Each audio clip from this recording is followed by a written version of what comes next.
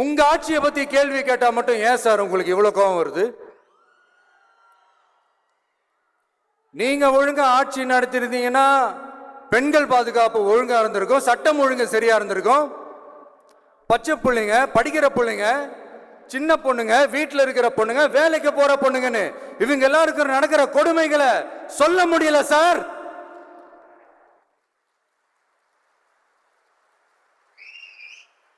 இதுல வேற உங்களை அப்பான்னு வேற கூப்பிடுறாங்கன்னு சொல்றீங்க.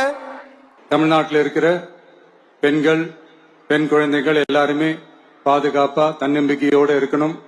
அதுக்கான முதல் கட்டம் தான் இந்த ஸ்டெப்.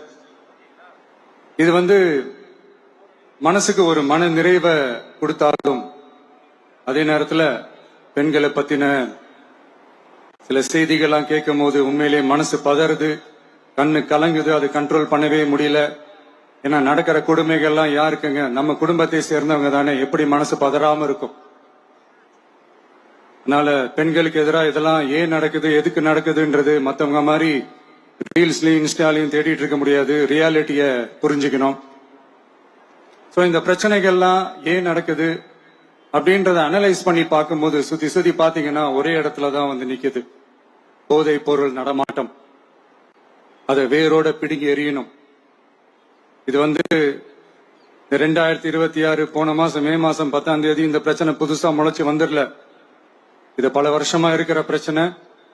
பல வருஷமா இதை கண்டுக்காம விட்டதுதான் அந்த வேர் இவ்வளவு ஆழமா பரவி இருக்குது.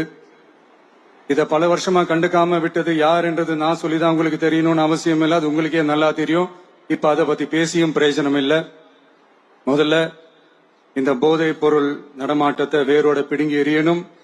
அப்படி எரிஞ்சாதான் இந்த பெண்களுக்கான இந்த சேஃப்டி ரொம்ப ஸ்ட்ராங் ஆகும். இது ரெண்டுமே ஸ்ட்ராங் ஆனாலே ஆட்டோமேட்டிக்கா சட்டம் ஒழுங்கும் சரியாகும். இந்த 3 விஷயம் சொன்னல, இந்த போதைப் பொருள் நடமாட்டம், பெண்களுக்கு எதிரான இந்த கொடுமை, இந்த சட்டம் ஒழுங்கு, இது 3மே ஒண்ணுக்கு ஒண்ணு இன்டர்லிங்க்ட் தான். இதுவும் இப்ப புதுசா வந்த பிரச்சனை கிடையாது. பல வருஷமா இது இன்டர்லிங்க்டா தான் இருக்குது. இதெல்லாம் ஏன் எதுக்குன்றது இப்ப முக்கியம் இல்லை. இது எப்படி சரி செய்ய போறோம்ன்றதுதான் முக்கியம். பட் அதே நேரத்துல இன்னொன்னையும் நம்ம மனசுல எடுத்துக்கணும். இந்த பெண் குழந்தைங்களுக்கான இந்த பாதுகாப்பு இது வெறும் சட்டம் ஒழுங்கு சம்பந்தப்பட்டது மட்டும்தானா அப்படின்னு கேட்டீங்கன்னா இல்ல. இது சமூக ஒழுங்கும் சம்பந்தப்பட்டிருக்கு. சமூக ஒழுங்குல தனி மனித ஒழுங்கும் சம்பந்தப்பட்டிருக்கு. தனி மனிதன் ஒழுங்கா இருந்தாலே அந்த சமூகம் தன்னால மாறும்.